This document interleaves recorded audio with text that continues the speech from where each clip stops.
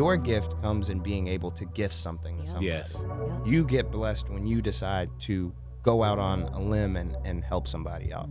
Put your friends in positions of power so that they can grow in themselves, but they can also protect you. It's an evil world we live in. That's the truth. Albums or comedy specials, they're like yearbook photos. The best thing I would say for independent artists is continue to create, grow and cultivate your fan base. Mind if I put a poster in your window?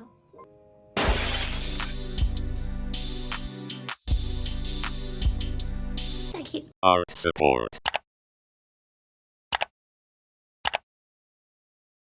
If you have a vision and you say, hey, this is what I need, and then somebody tells you that it's impossible or it can't work that way or you think you're gonna get a no, like it can naturally make you, that's influence immediately. Exactly. And when you have people grow into their space of recognizing how important they are, because I'm Chance the Rapper, but everybody at CTR is Chance the Rapper. When you get certain opportunities to change the narrative, to change the energy, to make people understand that there is hope and that there is a God. You don't have any respect for life if you don't have anything going on, or respect for anyone else's life if you don't have anything going on.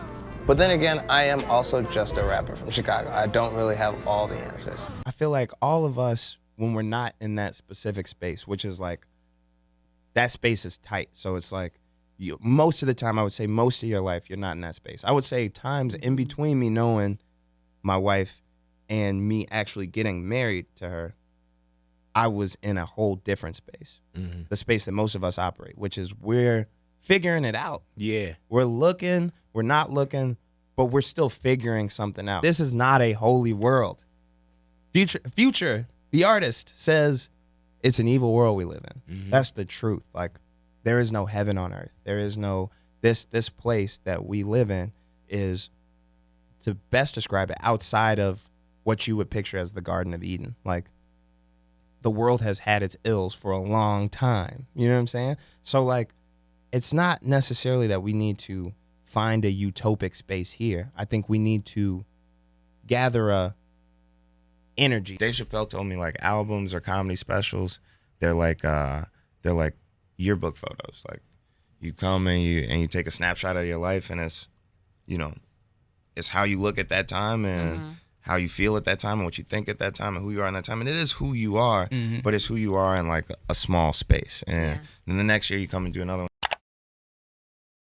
Put your friends in positions of power so that they can grow in themselves, but they can also protect you. I would say that my team, they've always rolled with the punches for the most part. Like, they've always like been willing to mold into new roles and new positions and new ways of, interact. The thing that I love is that they trust my vision. Right. And That's fuck important. trusting my vision. They see my vision through, even if they don't trust it, even if they don't believe it or understand, like, why would you want to do a concert in Africa? Or why would you want to you work with painters to put out your songs? Or why would you want to do whatever it is? Like, sometimes they ask me to look at it as to, like, why would you do this? But at the end of the day, they still go and make sure they see it get done. Every single person has experienced or committed some sort of sin just through being born here. Mm-hmm. But on a higher note than that, regardless of what somebody's going to do with what you give them, your gift comes in being able to gift something to somebody. Yes. Yep. You get blessed when you decide to go out on a limb and help somebody out. Mm-hmm. So I feel like in one part, it's my duty to, just as being a person that's been blessed with the gifts that I got, because beyond money or fame, like, I'm a talented guy. Like, right. I can make something happen for somebody in a million different ways. So, like, one, it's just my duty.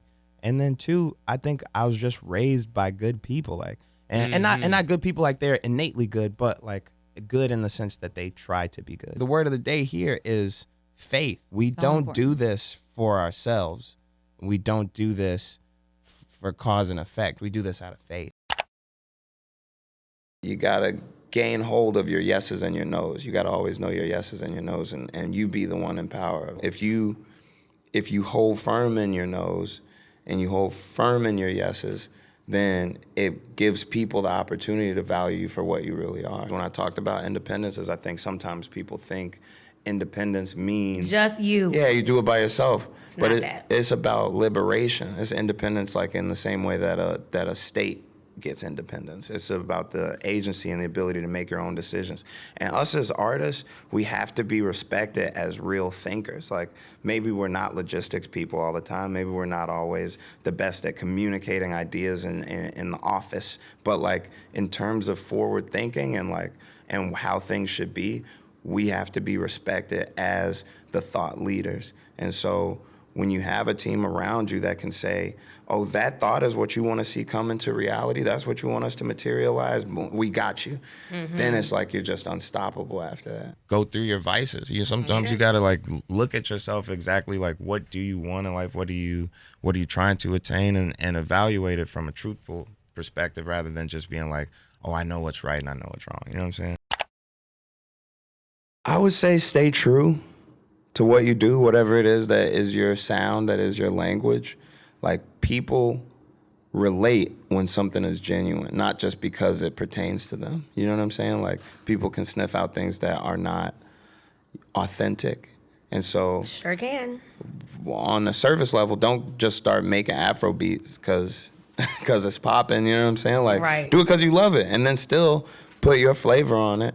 But like, and learn about it. And learn also. Like, obviously, like, take your time. I would say, like, the best thing I would say for independent artists is continue to create, grow and cultivate your fan base, and travel. Travel is important. That's been one thing that's really like helped me be more like connected to the people and the fans that I have around the world, but also like it makes it real for me. It makes me remember how far spread my voice is. I definitely like understand the business around music, right? But I'm also like a market resistant artist. Like, I like to get access to people. Like, I don't care about the paywall. I don't really care about monetizing as much as most people do, though I probably should. I don't. And I think like on the other side, I am an artist.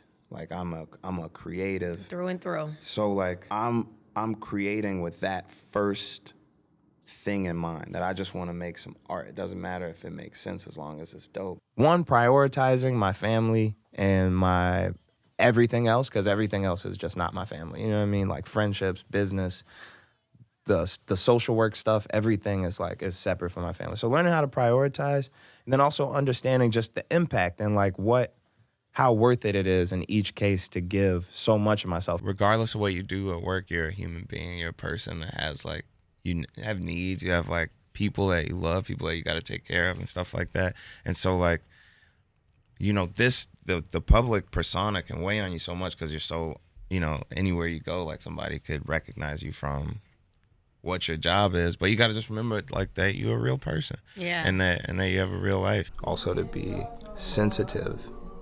Like, the word sensitive wasn't cool to me before that. And I think being sensitive and being knowledgeable and understanding and having emotion is important.